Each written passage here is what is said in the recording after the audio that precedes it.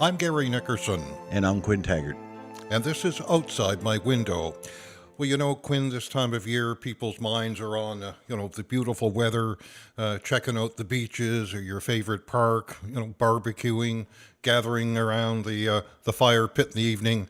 But, I think there's one thing that people aren't thinking about this time of year, and that's fire prevention and fire safety. Would you not agree? I totally agree. And I think that that's something that everybody should be paying attention to year round, not just in October when it's Fire Safety Week and people draw your attention to it.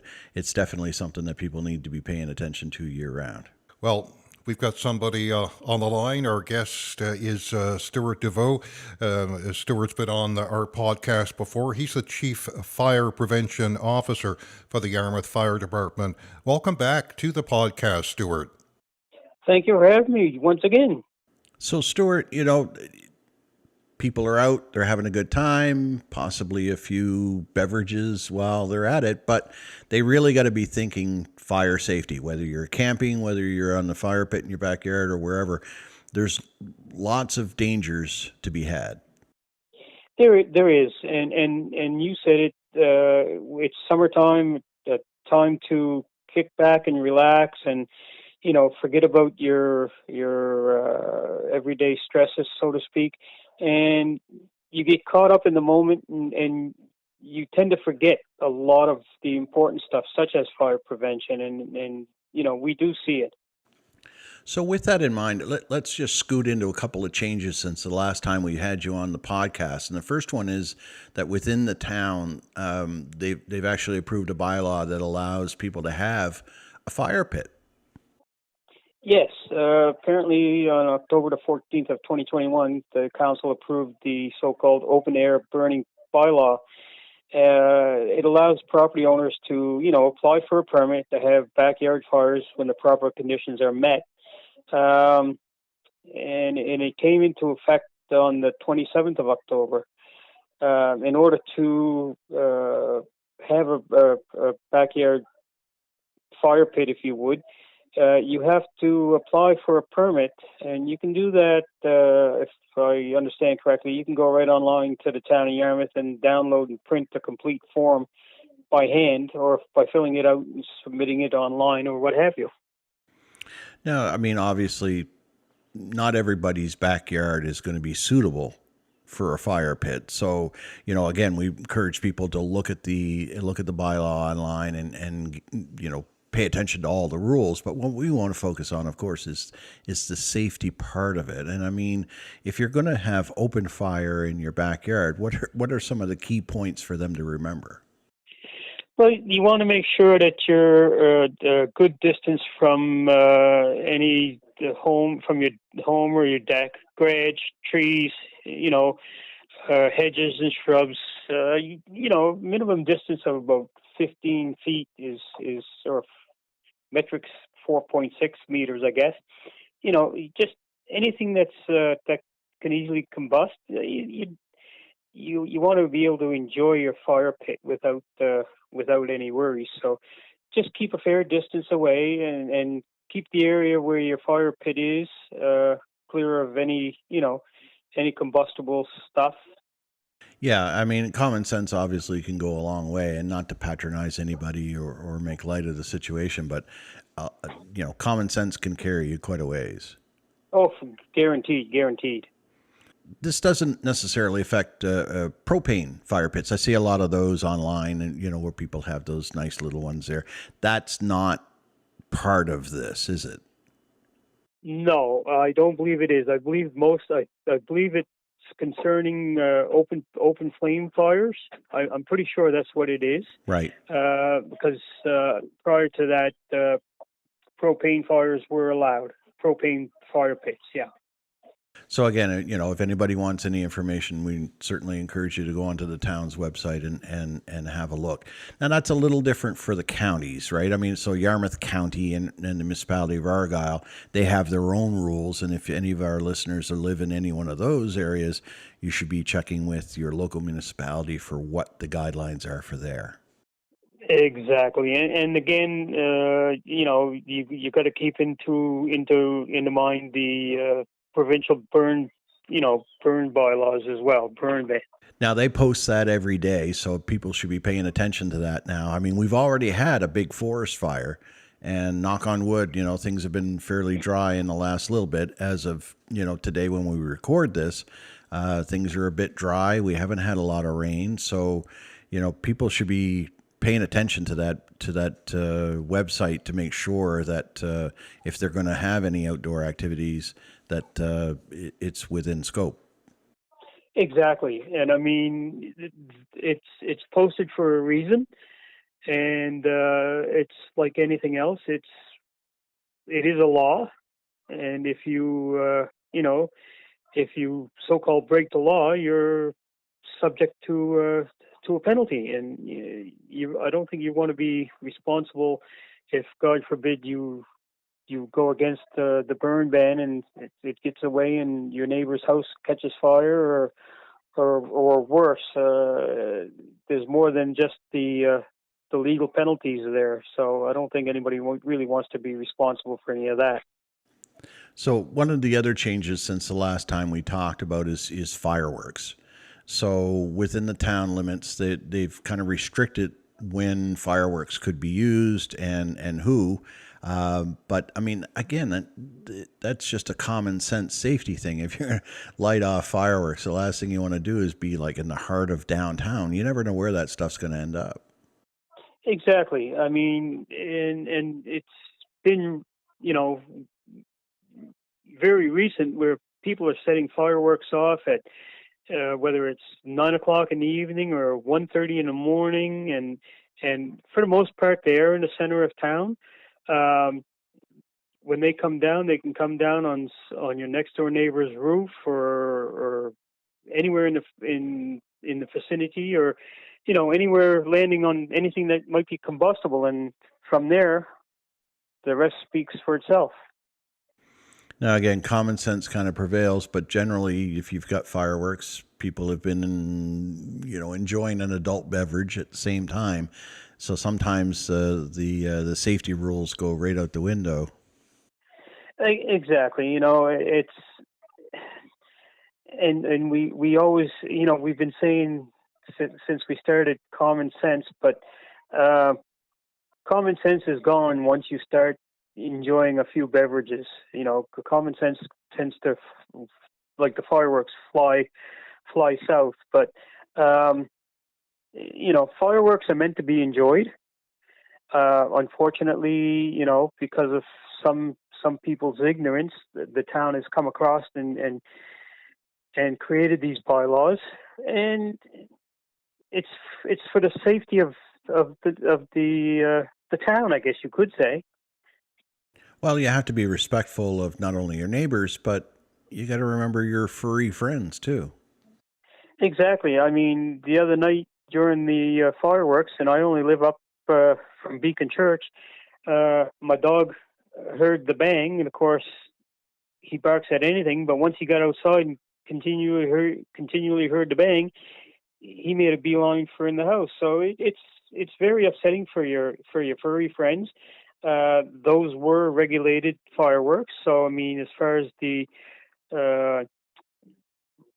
as far as the hazards regarding fires, those were well in the scope of things. But yeah, you have your furry friends, and again, you don't hear of it very much, but your people with your PTSDs and that, it doesn't take much to trigger stuff like that. So it's all a matter of respect.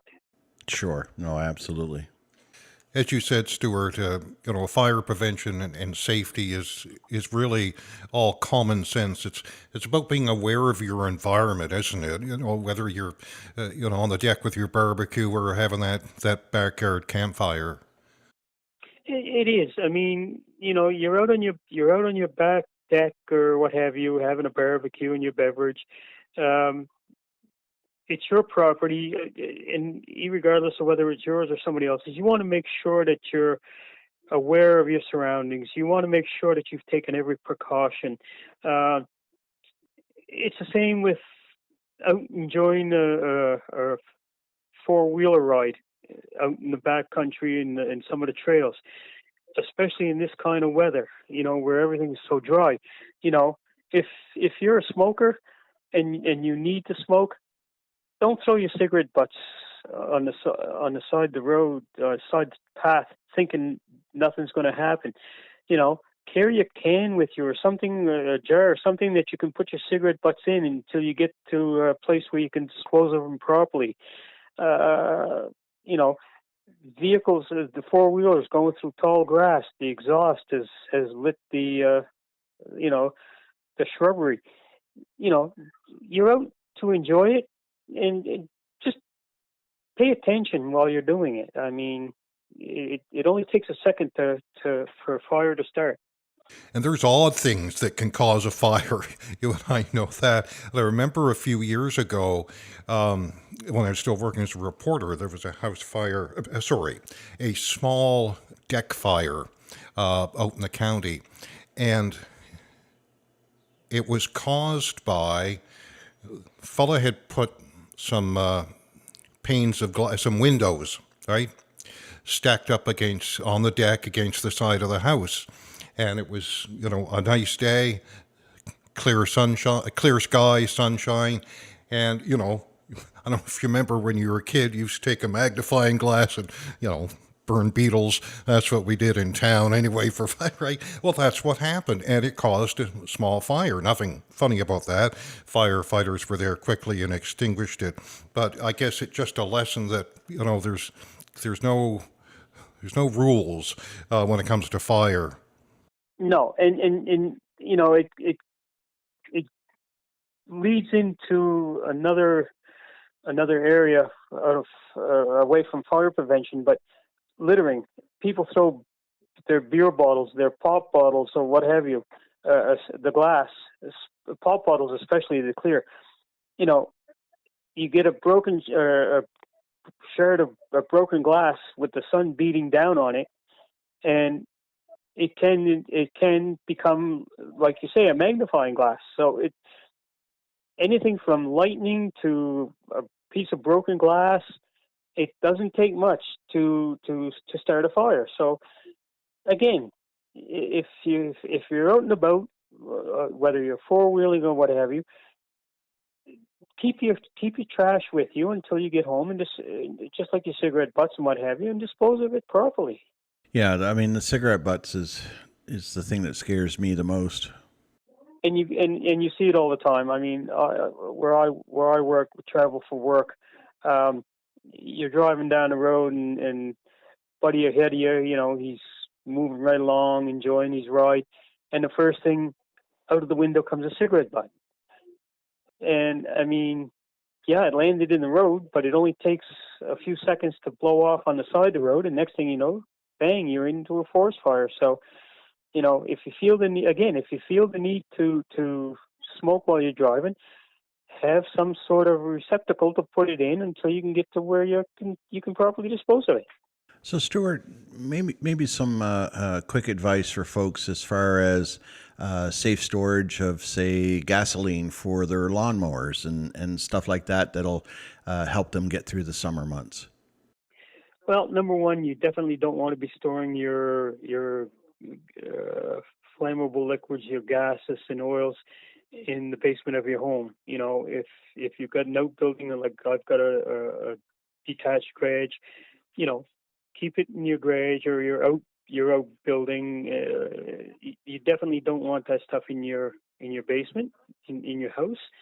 Uh, Make sure that your gas cans are properly sealed and tight and properly stored away from and away from children as well. And you don't want to be using old, ragged, possibly damaged storage containers either. No, I mean, you've got. I've seen videos where people have gone to a gas station, and they put gasoline in a plastic water jug or something like that.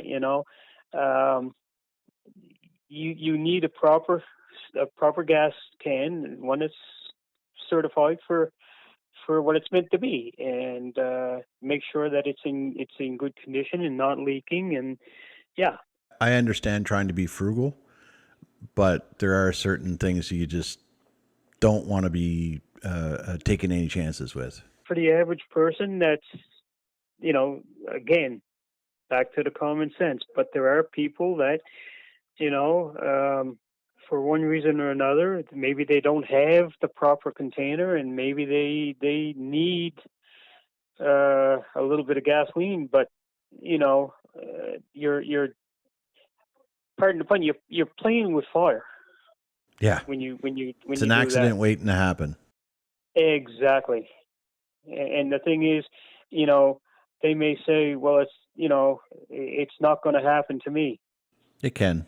Hopefully it doesn't. But I'm on the side of, if it happened to Billy, it can happen to me. You've always said that one of the most effective ways to teach us older folks about fire safety is to teach the kids, and I know that's something you enjoy very much.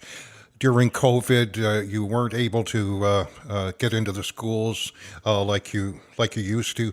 Are you back in the schools now? As of right now, I am doing a day camp, a summer day camp, and they operate every week. They have different groups every week. So today was my first talk. Um, it's important that we educate the children, uh, and I say this truthfully. It's easier to educate the children than it is to educate the adult. No bad habits. I'll say that by pointing it at myself. I've, quote unquote, been guilty of taking a few shortcuts here and there. So I'm not trying to be high and mighty when I say that, but it's been my experience in working with children on different things that they haven't developed those bad habits yet. No, and the sad thing, as the old saying goes, children learn what they're taught, what they see.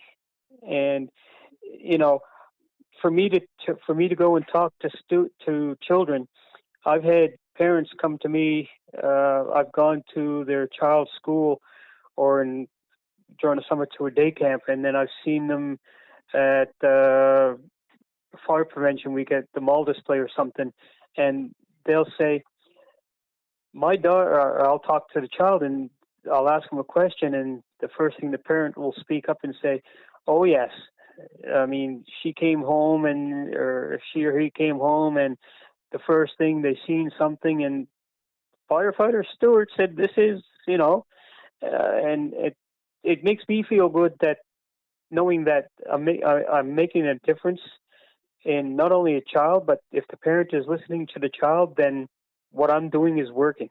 One thing I will say, and it's from our last chat, is what I didn't know was about toasters. You'd be amazed at how many people uh, didn't know, but you'd be even more amazed than I was at what people are doing.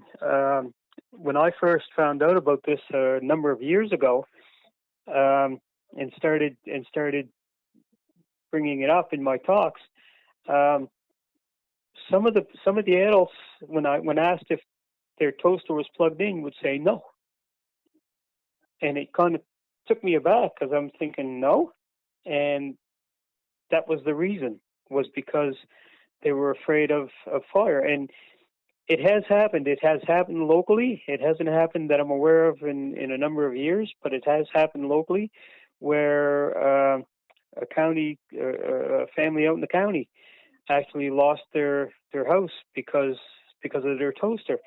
And it was, while most of them, the toaster malfunctions, this was a case of it being plugged in, and them coming home from grocery shopping and putting the groceries on the counter, and they put a heavy bag down, and it pushed the lever down, and unfortunately the lever couldn't release itself. They went outside, and by the time they realized what was going on, it was too late. I'll tell you, right after that chat, I went home and started unplugging my toaster every time I had a chance. And I've been doing it ever since. I've educated my wife and everything. When I speak to the children in the class in the schools, yeah, I mean, you're looking at hundreds of students, and then you go and see them kind of like almost on a one-to-one during fire prevention. And when I ask about the toaster, the parent speaks up and said, "No, little Mary came home and she seen that the toaster was plugged in." And again, it's nice to know that what I'm teaching the kids are able to teach the parents. Yeah, they're taking it home and they're using it, which is really good. And thankfully, a lot of the parents, many of the parents are taking their kids to heart too. Yeah. Now, one of the things when we used to do fire prevention exercising in school is to have a plan, an escape plan, and a point where everybody meets. Is that still a big thing? Is it still something that gets taught? Oh yes, I mean that's probably one of the most important. Is you have to have an escape plan, and it's like I tell the students. It's like told the kids today.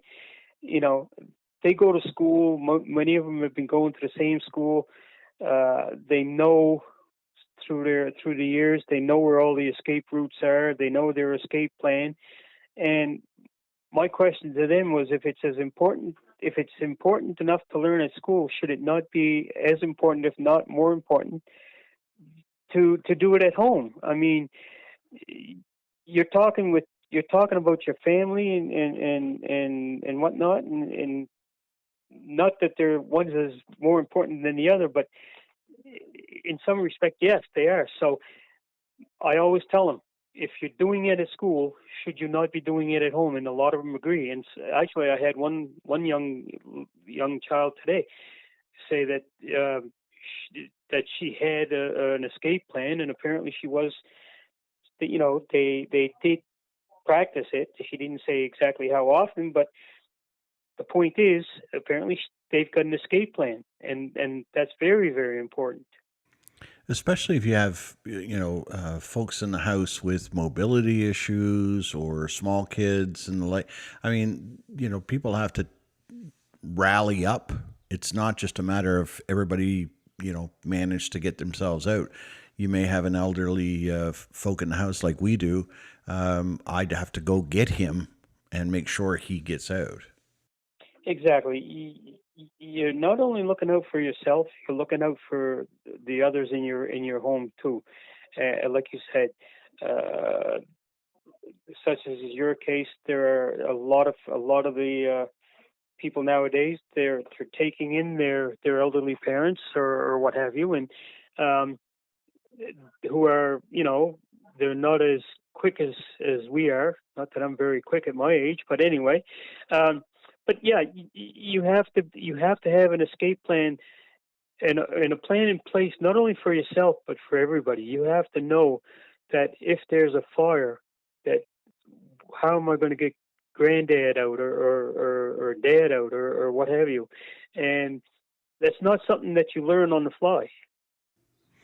No, it does take planning. It does, and it takes not only planning, but to a great degree, it takes practice too. Because I mean, it's like I say to the kids, you can have a plan and you can practice it. So you can almost do it in your sleep. But when it comes time that there, God forbid, there's a real emergency, the panic mode sets in, and you know, a lot of what you are supposed to remember kind of goes out the window with the panic. So by having a plan in place and practicing it, God forbid when it happens, you'll at least remember the most important parts. Oh, such great points, Stuart. I know in the building we live here twice a year, we have, and of course it's a 10-unit apartment building. It's operated by housing. But we have a designated place outside, designated meeting area. And we have, like I said, we have a practice twice a year, and they time us. and we kind of have a friendly competition amongst the other apartment buildings in the area. But we all know which ways to go out. Now, there's a couple of folks here. I'm in a wheelchair. The gentleman across the hall from me is in a wheelchair, and there's a chap down the hall who is visually impaired. So we always make sure that everybody is coming out of their apartments and going out the door. And I was thinking while you were talking about that, and I wanted to ask you about fire extinguishers. Most buildings, public buildings, workplaces, that kind of thing, have fire extinguishers. But do you have a sense, Stuart, like how many people actually know how to use them if they had to? That's a really good question. I really don't have an answer to that, but I would hazard a guess and say that a lot of people know about extinguishers, but unfortunately do not know the proper use of the proper way to use them. Um, you know, there was one of our firefighters. I'm not sure. I believe he still may be doing it, but he was doing mostly for businesses. He was doing training on them. Again, I'm not sure whether he's still doing it or not. Um, but yeah, to have one is great. To know how to use it properly is even greater. And you can ask pretty well any firefighter who's knowledgeable, to give you a basic rundown on it. Well, I'd certainly encourage, whether it's perhaps some provincial or municipal government agencies to, maybe try to offer some programs like that for training. I think it would be great because I've talked to a few people in the building here, and I think I talked to most of them, and none of them. I mean, I had training years ago, of course, in the fire department, but that's been a while. But really, not sure how to use them. And of course, there's different types of fire extinguishers. One other thing I wanted to ask you, while we're talking about sort of internal fire safety, and that's the importance of closing doors, especially at night when we go to bed. Can you talk about that, Stuart? Yeah, for sure. Um, and this is something that I bring up in my discussions. Um, the importance of sleeping with your doors closed, and believe it or not, the children are right up on it. They understand the reasons why. Um, it's like the child would say, it's to keep the smoke and the fire out, but mostly, to keep the smoke out, because as we all know, smoke is, as I call it, the silent killer. You don't see it, you don't hear it. You see, if you sleep and you don't see it, you definitely don't hear it. And if you're sleeping and inhale too much, then you know. Um, so by sleeping with your doors closed, it keeps the smoke out. And two, if the fire progresses too quickly, it gives you that it buys you that extra time to be able to escape through your second route. And by keeping, and there was a write up in today's paper, and I saw it on Facebook, and it's kind of disturbing.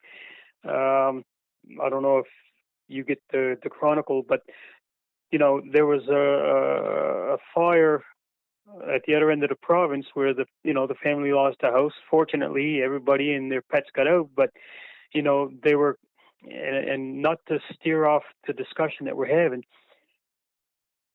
they were questioning the response time of the department and whether their house would have been saved. A couple of questions come to my mind were, when they escaped, when they left the building, did they in fact close the door?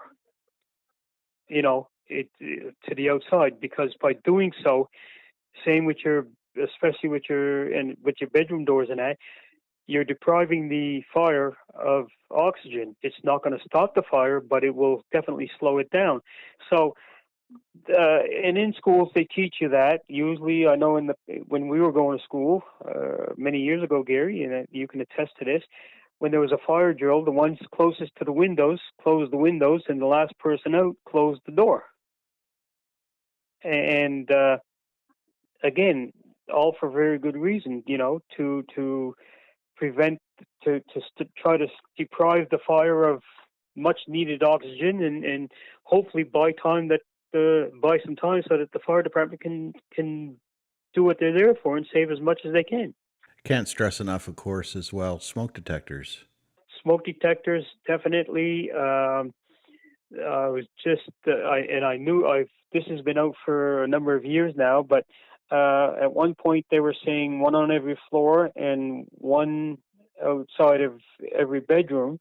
Well, in the past number of years, they've also included that there be one in every bedroom. And I believe the reason for that is, and I've said this in our last discussion, was they did a test using a younger child, probably somewhere in the age of 7 or 8, and a teenager, mid-teenager. One bedroom was on one side of the hall and one was on the other. They waited till they were both sound asleep and they set the smoke detector off. And neither one of them woke up to the sound of the alarm. So I guess what they found is, this being an issue, now they're stressing, and I believe most modern constructions nowadays, it's part of the code, I guess you could say, that there be one in every bedroom. And we hear a lot, of course, about when to change the batteries. It's when you change your locks. I mean, it's drilled into everybody. Everybody knows it, Exactly. and I certainly hope everybody does it, because certainly a non-functioning smoke detector is as useless as it is. Exactly, and there have been fires where, when the investigation has taken place and concluded that one of the findings was, yes, they had a smoke detector. Unfortunately, they had removed the battery. A smoke detector with either no battery or a dead battery is nothing more than an ornament. I mean, hey, look, mine goes off if we're cooking wrong, but I mean, you got to put the battery back in or reset it or whatever it is that you got to do. But I mean, it does happen, and people will set them off. But you got to remember that that's there to save your life. Exactly, and and the other thing you got to remember is, believe it or not, smoke detectors have a so-called shelf life. They're, after 10 years from the manufacturer's date, they should be changed, swapped out. Yeah, they should be changed. That's only been within the past few years, but you look at, when you're buying a smoke detector, look at the expiry date or the manufacturer's date, and then plan on having it for however many years. If it was made in 2022, then you got 2032 before you need to replace it. I just took a Sharpie and marked the date on the outside. I mean, it's not like it's a fashion thing, so sticking the date on the outside of it doesn't really hurt much, but gives me I'm always looking at it, so it gives me an opportunity to know, I got to change that out. But people would be surprised at the number of things that actually do have expiration dates. I did not know that kids' car seats have expiration dates. Yeah. Motorcycle helmets have expiry dates. Oh, they do as well. Okay. I don't ride a motorcycle, so I wouldn't know, but no, I didn't. I had no idea until someone mentioned it, and I looked at my helmet, and yeah, they have expiry dates. I believe, without looking at mine again, I think they're good for 5 years. Oh. So, and that's without having any incidents. I mean, yeah, without bumping it or anything like that. Once the 5 years is up, you're supposed to change it. So, there's obviously a reason for it. Well, I would think the materials degrade over time. It makes sort of sense, if you put a piece of plastic out in the sunshine and let it bake for a little while, you can easily see that the Exact. color fades, et cetera, et cetera, et cetera. So, I mean, if you're riding a motorcycle with a helmet, you're out baking in the sun. So it makes sense that over time, the materials would be less than ideal. Yep. Well, it's like they say, nothing's made like the good old days. Speaking about the good old days, when we were younger, if we were stuck inside, we'd have, we'd play games, or etch a sketch. You remember that? Nowadays, everybody's got electronic devices. They've got cell phones, they've got tablets, they've got iPads and whatnot, and chargers for those. And you've got, 3 or 4 different things plugged into some some outlets. Can you talk about some safety tips for that situation? Believe it or not, Gary, when you mention all those, you run into a number of hazard issues. One is, as you said, the number of items plugged into an outlet. You know, you have two sockets. That's basically all you should have plugged in is two items. But yet you'll see in some places you'll have uh, an a clock radio plugged into one, and the second one's got an extension cord with multiple outlets on the other end, and you got 5 or 6 things plugged into that. So, well, I've only got 2 things plugged in, yes, into that outlet, but you've got 4 other things plugged on the other side, so you've got to add those in. So, yeah, it never overload an outlet. As far as the electronics go, uh, you're getting into another area of fire hazard. Who would have ever thought that uh, charging cell phone laying on combustible material, i.e., a couch or a newspaper or what have you, posed a fire hazard? They can get quite warm. Well, again, they can get quite warm, especially those tablets. My youngest granddaughter comes over once in a while for the night, and she has her tablet, and I've gone and picked it up, and it's extremely warm. But a perfect example, and again, it was in the paper here last week, I believe, kind of like a follow up, or it might have been it was on the news.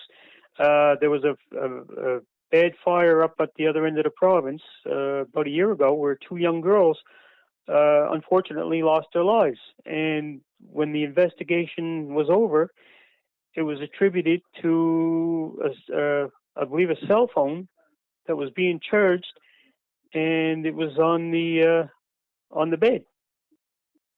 Now, who would have ever thought? Yeah, I know there's a lot of warnings about non OEM cords. Hey, you can go to the dollar store and you can get a cheap cord. Now, I know that the manufacturer's cords are, might be a little pricier, but they're tested to a different standard, right? And They're rated for their product, and that's the key. They're rated for their product. Uh, the dollar store, and not to poke fun at the dollar store, but the dollar store power bars. Uh, you know, well, that's what I got my computer or computer equipment plugged into. I got one of those power bars. Yep, they're the white one with the little red button, or my TV and my VCR. Dollar store power bars. You want the proper equipment for your equipment. There are proper power bars, and again, getting back to what you said about manufacturer's product, they are made to for the product, and they've got proper warning. My power bar was probably somewhere in the vicinity of 80 bucks or better way back when, but it's got a guarantee, and it's made specifically for my computer equipment, and it's got the proper safety triggers, which the dollar store power bars is just got to simply got a red button that if it trips, you reset it. So yeah, they're pricey, but your safety is that much greater. There are definitely certain things that are not worth cheaping out on. No, I mean, you have to look, and it's like life in itself. You have to look at what you consider valuable. You know, if to me, my family number one, and my house number two, and if you're not willing to look after that, well, you don't stand a chance. Rural fire departments in Nova Scotia are highly dependent on volunteers. Yarmouth is no exception, although the town has an excellent paid professional staff, but still dependent on the volunteers. And as we know, Stuart, there's been a renewed effort over the last couple of years or so to recruit more volunteer firefighters. How's that going? It's actually going very well. We have recruits that are nearing the end of their probationary period, which is a year. Many of them have succeeded in getting their level one. So for us, it's gone over very well. We do have, I think we've got a couple that have joined within the past 4 or 5 months or so that are still going through their training, but it's our numbers are nowhere near what they were when you were in or when I started, Gary, which was, I believe I said 120, 122 with a waiting list. We're a far cry from that, but at this stage of the game, we're doing very well. We're always looking. We're always looking for people who want to give back to their community, who want to protect their community, and are looking for a little bit of, I guess, adventure in their life. And I mean, if somebody's out there thinking, "Geez, I'm not as skinny as I used to be, or I'm not as fit as what I think I should be," there's multiple roles available to be able to help out, right? Exactly. I mean, I'm not in the same shape I was years ago, but I think we're all in that boat. Yeah. oh, Yep. but and I mean, I've not that I can't do it, but my days of Interior going in attack. interior attack, going into the belly of the devil, is even though I can do it, I leave that up to the younger people, the younger generation. But I still go. I still like the guys say. I still shotgun with the tanker, or strike with one of the pumpers. Go with the utilities, traffic control. That's I do a lot of traffic control.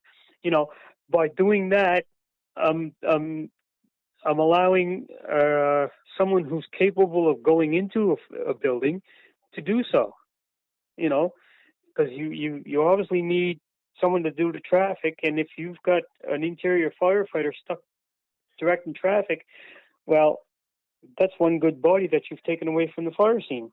So if somebody's interested in showing up and helping out, what's the best way for them to do that? If I'm not mistaken, there's you go on the Town of Yarmouth website. You can go to the fire service. I believe you can apply there, or at least get the application form. Stop into the fire station during the day and pick up the application forms. Chief Mike Deveau or the career staff would be more than happy to assist you with getting your applications and or giving you further information. And for any of our listeners that might be in the municipality of Yarmouth or Argyll, check with your local municipal office. I'm sure that they'll have plenty of information available for you there if that's where you live and you want to put your time in there. Or even ask any of your local firefighters. And that goes for Yarmouth too. if anybody's interested, reach out to your local firefighters. They'll be more than happy to direct you put you in the right direction. And that goes for the auxiliaries as well. We have an auxiliary that are always looking for members. So and as do all, many if not all the rural departments. They're always looking. Everybody's looking for members. So if you have some free time on your hand, for those wishing to become a firefighter, be prepared for the first year. It's going to be somewhat of a demanding time, but it's all worth it in the end. I mean, I'll be starting 45 years in December, and I wouldn't change a thing. But we've got guys that were in Gary Martin. Martin. He's well into his 50s, if not up into his 60. Very close to 60 years. Normie Amiro. He's getting up there as far as number of years serving. Oliver Gascoigne. We're some of the old dogs. We're still in. None of us do interior firefighting, but we've all got a role. And important ones at that. Yeah. Well, it's a team effort. It is. It's a team effort, and that's one thing about the fire service. We are a team. Nobody goes down alone. Nobody fights alone. We fight together in a good way. We fight together. We celebrate together. We grieve together. It's a family support system that's as strong, if not stronger, than your own personal family. Well said, Stewart. You're making me miss the old days now. Well, I'm gonna. You know what, Gary? There's been a lot of changes. A lot as far as from the firefighting perspective. It's all for the better. There's no two ways about it. I mean, we have to change with the times. The way things are being built nowadays, they're built to go up quickly, which makes them that much more quicker to come down. And so we have to train, we have to prepare ourselves, and that's one thing that with not only with the Armored Fire Department, but any department, we take seriously. We make sure that our members are trained up to NFPA standards, and that training is continuous. We train every second week. We do training, and just like your fire prevention, if you train on a regular basis, when it comes time to use it, you're going to know it. Stewart, I can't thank you enough for your time. It's always a pleasure for us to talk to you, and we appreciate these very important safety tips that, going to save lives. Thanks again, Stewart. Not a problem, and I hope that that people listening, when your child comes home and having had a firefighter, whether it's me or whether it's someone within your own rural department that's spoken to your child, listen to your child, because they're not doing it just because. We do it because we're out there to save lives, and if by them telling you as their parent, then we know that they're doing what we've asked. They're helping us to save those lives. Thanks again, Stewart. I'm Gary Nickerson. And I'm Quinn Taggart. And this has been Outside My Window.